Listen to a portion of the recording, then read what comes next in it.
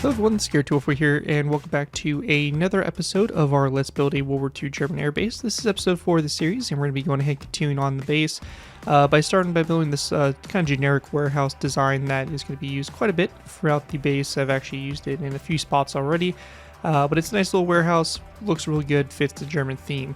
And this here's the start of the train depot, which is one of the major builds of this this next episode. Just basically setting up some of the tracks here and all that, and we're going to be starting to work on the actual train depot here in a second. But it's just basically a pretty decent size train depot. Just wanted to make it something a little bit fancy because I felt this base probably deserved it, being a little bit of a higher quality base and probably a little bit of a larger one compared to other Luftwaffe air bases and fields around. So has a pretty good prominent train station here and some tracks and all that for trains to pull in. And one of the things you can see in the background is the fuel barn actually got moved over here to this section, so you have all your fuel tanks and fuel storage. And we'll be talking about what actually replaced the fuel storage in the previous episode in that area over there in a little bit. But this area is looking really nice. It's pretty bare bones right now, but it's something that's probably going to be expanded upon in the next episode or so.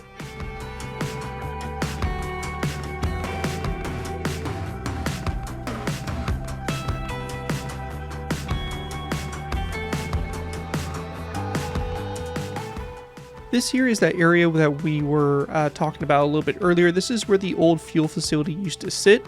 And you can see in the background I went ahead and copied a few of those warehouse type buildings over to kind of be behind our factories, which I felt pretty much made a lot of sense.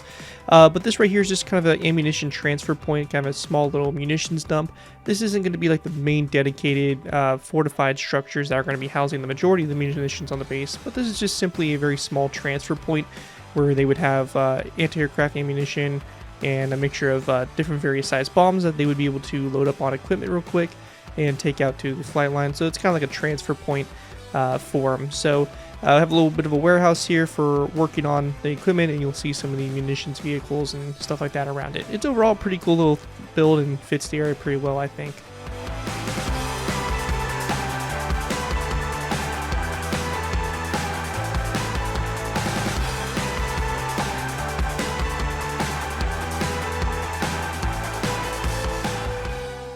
Next to the railway station, I decided to build this little scrap area, I guess, for lack of better terms, really. And this is just kind of to fill in this area between the road and our, train facilities and all that stuff.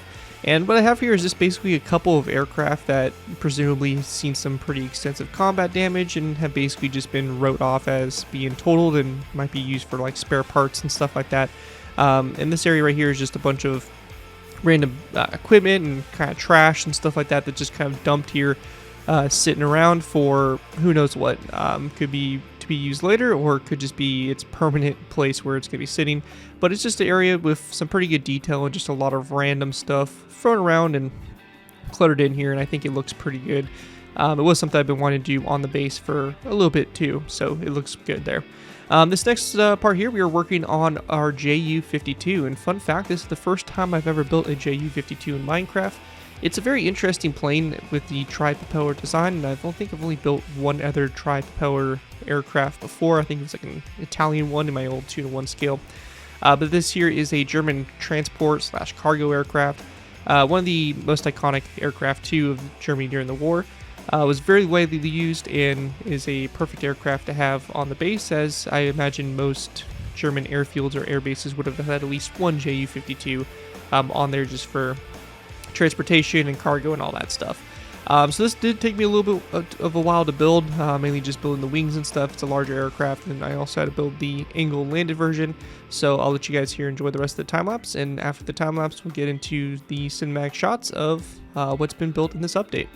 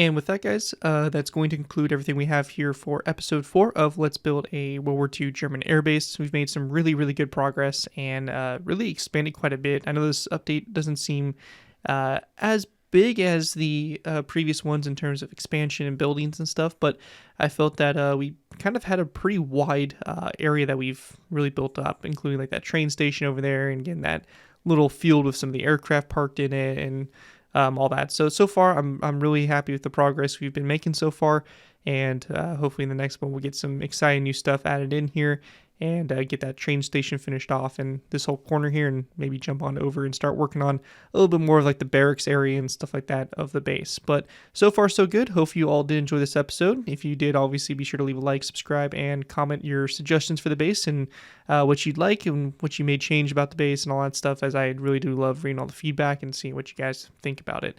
And that though, thank you all so much for watching. As always, don't forget to like, comment, and subscribe. This has been WW2 German, and I'll see you guys next time.